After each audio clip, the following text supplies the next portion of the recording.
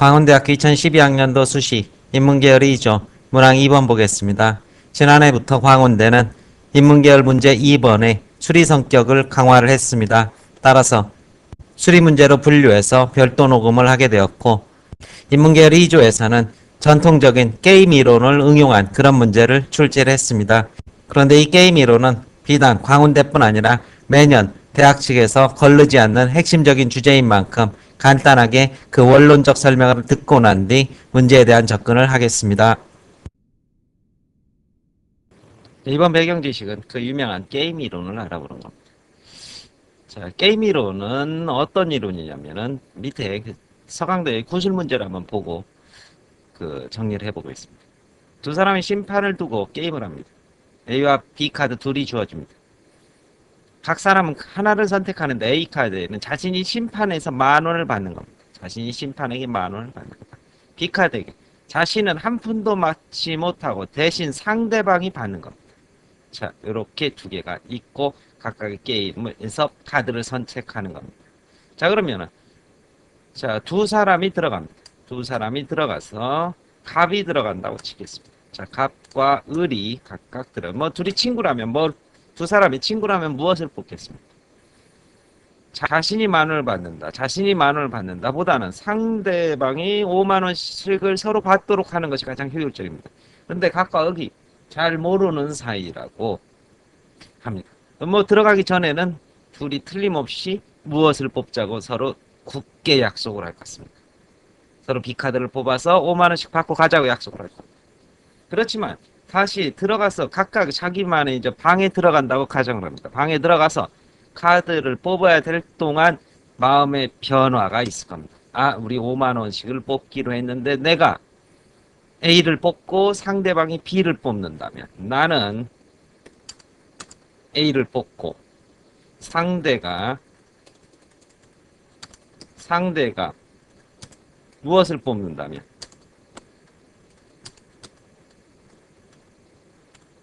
B를 뽑는다면 자기는 얼마를 받겠습니까? 내가 A를 뽑고 상대가 B를 받으면 자기는 60,000원을 받게 됩니다. 이때 상대방은 한 푼도 못 받게 되겠지만 그것은 자기에게 중요한 일이 아닐 겁니다. 반대로 자신이 내가 A를 뽑고 상대도 A를 뽑았다고 치면 어떻게 되겠습니까? 나도 A를 뽑고 상대도 A를 뽑았다. 그러면 이때는 어떻게 되겠습니까? 역시 자신이 10,000원을 받게 됩니다. 10,000원을 받게 되겠습니다. 그렇죠? 그러면 이 두 가지 경우의 기대값을 보면은 70,000원에서 둘로 나누니까 당연히 35,000원의 기대값이 됩니다. 그렇죠? 5,000원의 기대. 자기가 A 카드를 뽑았을 때 상대가 B를 뽑는다면 60,000원. A를 뽑았을 때 상대가 A라면 10,000원. 따라서 35,000원의 기대값이 됩니다. 그런데 이제 반대로 그렇죠? 내가 뭐를 뽑았는데 B를 뽑았는데 상대도 B를 뽑는다면 얼마를 받습니까? 50,000원을 받습니다.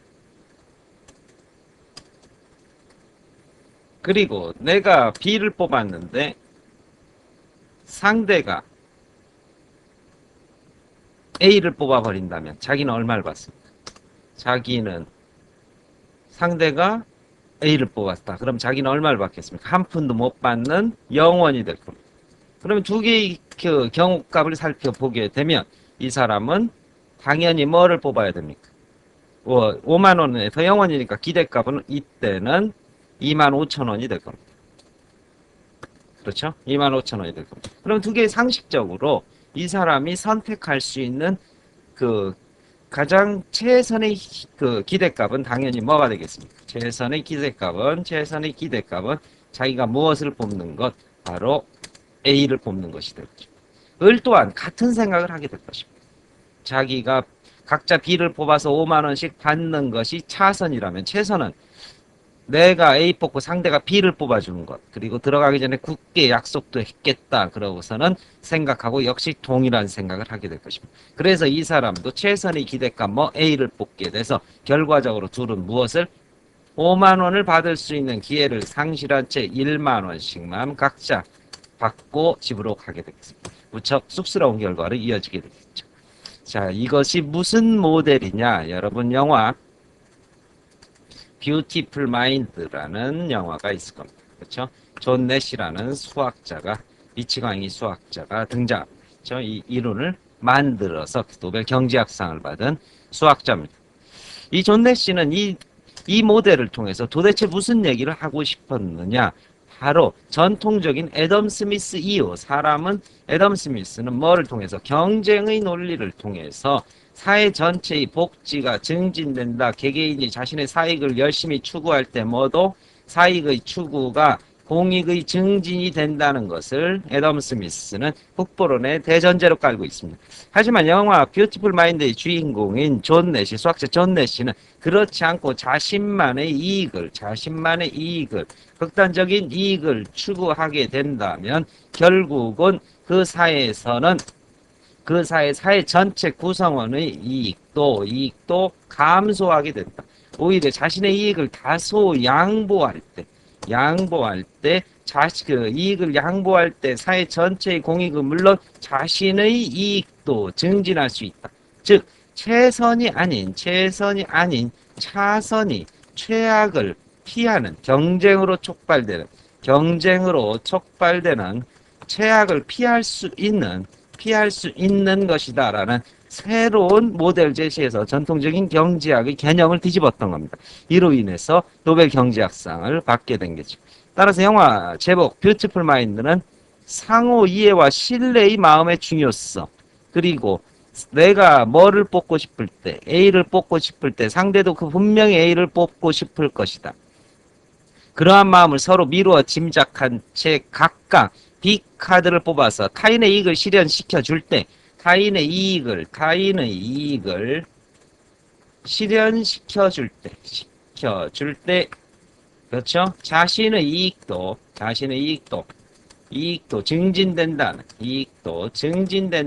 이러한 모델을 바로 드러낸 것이, 수학적으로 증명해낸 것이 바로 존 내시 수학 이론이고, 이것은 대입 기출문제에서 끊임없이 해마다 한번 거의 빠지지 않고 나오는 모델의 개념인 만큼 잘 숙지해 주시기 바라겠습니다. 마칩니다.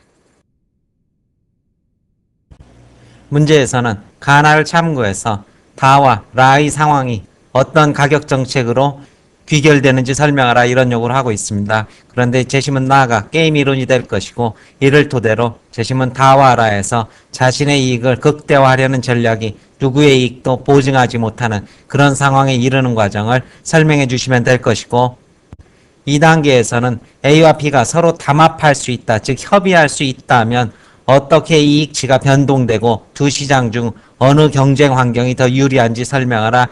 여기에서 담합이 가능하다는 것은 상호 간에 B카드를 뽑자고 협의할 수 있다, 이런 정도로 이해하시면 될 것입니다. 재심 가에서는 선택의 균형점이 나타나 있습니다. 이 균형점이라는 것은 상대의 전략에 따라서 자신의 이익을 극대화할 수 있는 그러한 선택점을 균형점 혹은 내시의 균형점이라고 이렇게 이야기를 하고, 재심은 나에서는 게임 이론이 그대로 다시 반복돼서 소개되고 있는 거 확인할 수 있을 것입니다. 모두 광고를 하지 않을 경우 50억 원의 순이익을 얻을 수 있다. 이것이 B카드가 될 것이고, 그런데 상대만 광고를 할 경우 자신의 피해가 돌아오는 만큼 결국 두 회사는 경쟁적으로 광고 전략을 선택하게 되고, 이 과정에서 순이익이 뭐로 30억으로 줄어드는 이러한 A카드를 선택한 결과에 이르게 된다. 이러한 게임 이론의 양상을 기업 전략에 빗대어 설명을 하고 있습니다. 이제 이 모습을 그대로 재심문 다와 라에 적용해 주시면 될 것입니다. 일단 회사 A의 입장에서는 회사 B가 정책 2를 택할 경우 당연히 자신의 기대값이 높은 뭐를 택하게 된다? 정책 2를 택하게 된다. 그리고 회사 B가 정책 2를 택할 경우에도 당연히 정책 1에 비해서 기대값이 높은 정책 2를 택하게 되고, 결국 회사 A는 모두 정책 B, 즉 A카드를 선택하게 된다. 이러한 결론을 도출할 수 있을 것입니다. 한 번 더 회사 B의 입장에서 정리를 하게 된다면, 회사 A가 정책 2를 채택하는 경우 회사 B는 정책 2에서 높은 기대 수익을 창출할 수 있고, 회사 A가 정책 2를 채택할 경우에도 정책 2에서 높은 기대 수익을 창출하는 만큼 결국 회사 B도 정책 2를 선택하게 되고, 두 회사는 정책 1에서 상호이익을 높일 수 있지만 정책 2를 택함으로써 80-80의 이익에 머무르게 된다. 이러한 설명을 제시문 다에 대해서 해주시면 될 것이고, 제시문 라에 대해서는 회사 C가 정책 B를 택하게 된다. 이것이 대전제가 될 것입니다. 따라서 이러한 네 가지 정책의 선택 가능성을 A 회사와 B 회사가 갖게 될 것이고, 이때 정책 2를 서로 택하게 된다면 95 그리고 95의 이익을 얻을 수 있지만, 상대가 정책 2를 택하게 될 경우 자신의 손실이 커지는 만큼 각각 회사들은 뭐를 아까 제시문 다와 같은 논리에 서서 정책 2와 정책 2를 택하게 됨으로써 90 그리고 90의 이익이라는 균형점에 이르게 된다. 이러한 서술을 제시문 라에서 해주게 될 것입니다. 따라서 두 회사가 담합을 하는 경우라면 제시문 다에서는 정책 2를 택함으로써 100배의 이익을 얻을 수 있고, 제시문 라에서는 95, 95의 이익을 얻는 만큼 경쟁 환경은 제시문 다가 훨씬 더 좋아진다. 이러한 서술을 마지막으로 덧붙일 수 있을 것입니다. 답안 전개 보겠습니다. 제시문 가은 게임 상황의 균형 상태를 나는 가히 일례로 맥주회사의 광고 전략이 어떻게 경쟁 균형에 도달하는지 설명한다. 이를 참고하여 다의 상황을 보자. B회사가 먼저 정책을 선택할 경우 B회사가 정책 2를 선택하면 A회사는 이익이 120이 되는 정책 2를 선택할 것이다. B회사가 정책 2를 선택하면 A회사는 이번에도 이익이 80이 되는 정책 2를 선택할 것이다. 두 경우 모두 정책 2가 이익이 크기 때문에 A회사는 정책 2를 선택한다. A회사가 먼저 정책을 선택하는 경우라도 같은 논리로 B회사는 정책 2를 선택하게 되므로 회사 A와 B는 이익이 80-80인 정책 2에서 이탈할 유인이 없는 균형 상태에 이르게 된다. 라에서는 선도회사인 C회사가 이익 극대화를 위해 먼저 정책 2를 선택하게 된다. 이후 시장 상황은 회사 A와 B가 경쟁하여 가격을 결정하는 다의 시장과 같게 되고, 같은 논리로 두 회사는 정책 2를 선택할 것이다. 결국 세 회사는 이익이 90, 90, 155가 되는 정책 2를 선택하여 균형을 이루게 된다.